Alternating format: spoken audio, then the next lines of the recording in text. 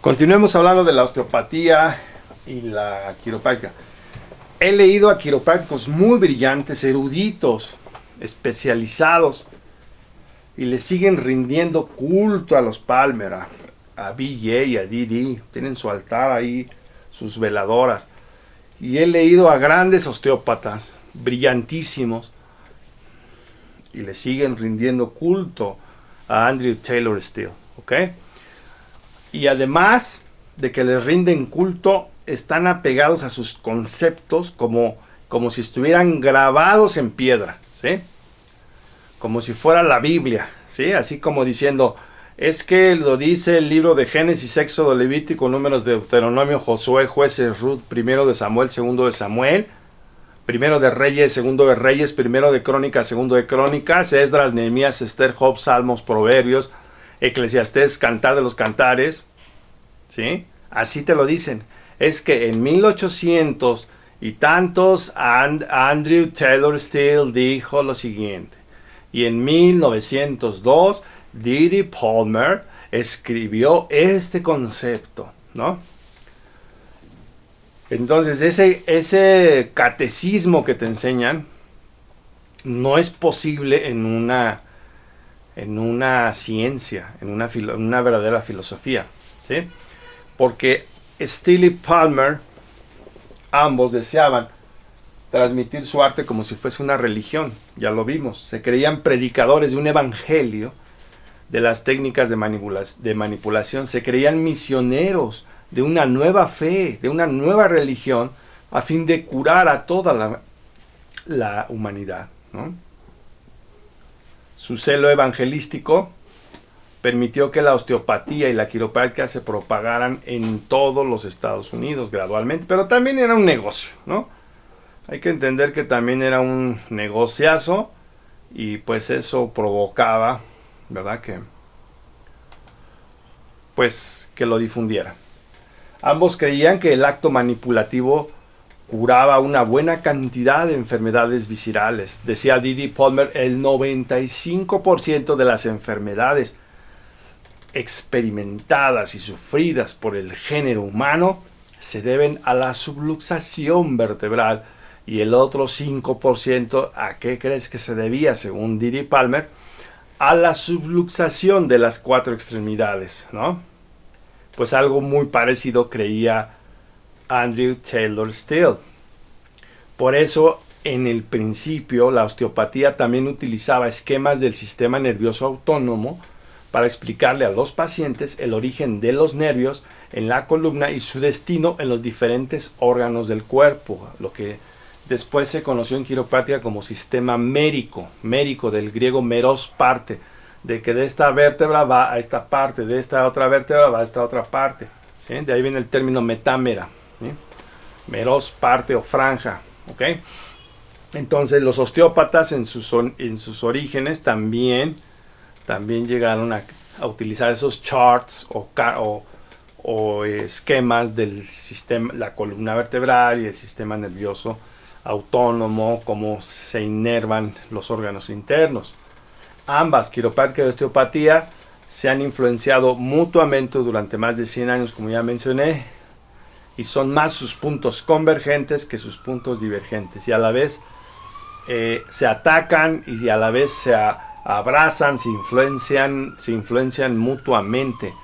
Yo te puedo decir, por ejemplo, las técnicas sacro-occipitales, que las inventó Mayor de Jarnet en la quiropráctica, pues primero ya las habían inventado los osteópatas, también con técnicas hueserescas, de los hueseros, ¿no? De los bone setter. Y las técnicas sacro-occipitales, primero Mayor de Jarnet las aprendió de la osteopatía y luego las trajo a la quiropráctica. Los primeros discípulos de Palmer, Smith, Langworthy y Paxson también habían estudiado, como ya dije, primero con Andrew Taylor Still. Muchos de los primeros discípulos de Palmer habían estudiado con Still previamente. Entonces ahí hay una influencia mutua de ambas profesiones, ¿sí? Bien, este es un diploma de graduación de la escuela Palmer en aquel entonces. Y aquí está el celo evangelístico con el que predicaban el evangelio de la quiropráctica. The science that makes people well and happy. Fíjate, la mujer aquí feliz. La ciencia que convierte feliz, ¿sí? Y saludable a la gente, ¿sí? Y aquí está.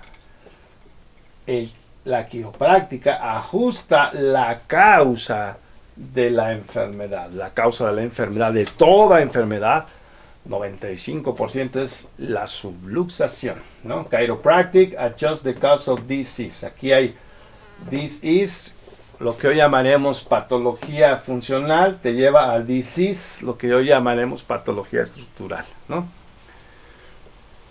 Si analiza la historia de los mormones, de los testigos de Jehová, de la ciencia cristiana y de otros grupos de aquel tiempo que empezaban, también llevaban a cabo este celo propagandístico, evangelístico, al igual que la quiropráctica. Entonces ve cómo la quiropráctica era una quiroreligión, ¿sí?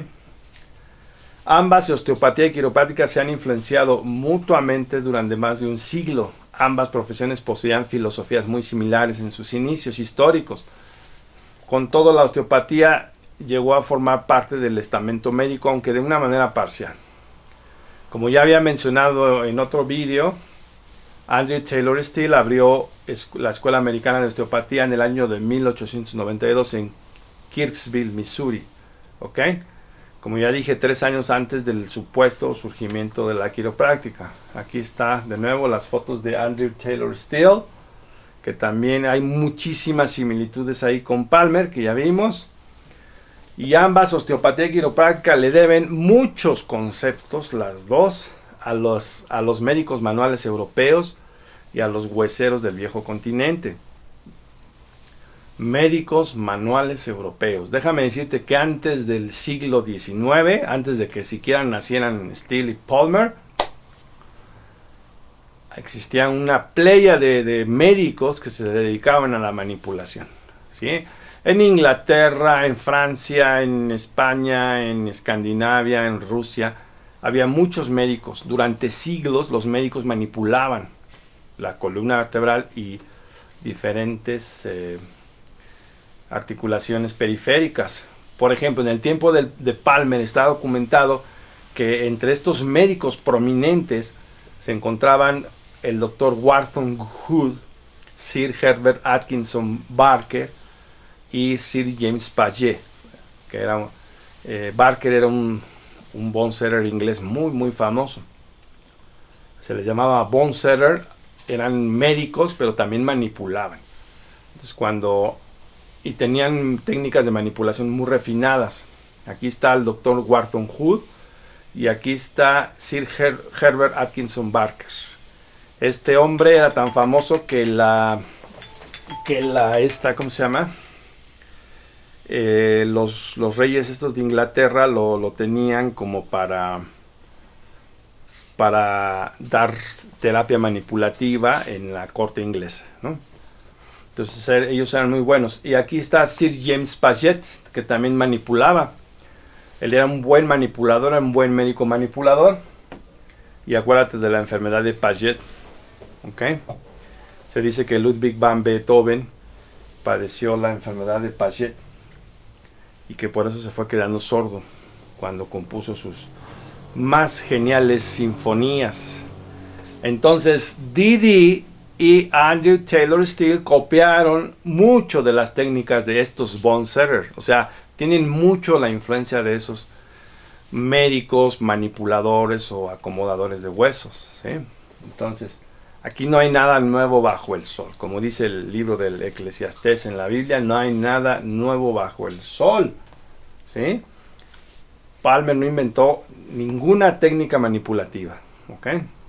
La ciencia cristiana. Como ya te había comentado, la ciencia cristiana fue un movimiento alternativo no solamente religioso, sino también de salud, fundado por Mary Baker Eddy en 1870, sobre la base de la filosofía kantiana y el Nuevo Testamento, ¿sí? Entonces aquí había que leer el trascendentalismo kantiano, porque decía Mary Baker Eddy, esta mujer, que el dolor no existía, que solamente era un trascendentalismo, una representación mental, pero que el dolor físicamente realmente no existía, ¿sí? Basándose en Kant, o en una mala interpretación de Kant. Llegó a ser una religión y a tener iglesias, pero sus libros fueron muy leídos en el tiempo de Palmer. Entonces, no solamente era una religión, sino también era una especie de movimiento de sanación terapéutico. Y lo mismo sucede con otra de las fundadoras del adventismo, que fue Elena G. de White, porque en sus documentos, en sus escritos, vas a encontrar muchos sistemas de salud, de dieta, etc. Entonces, en ese tiempo estaba muy mezclada la secta religiosa con los aspectos de la salud.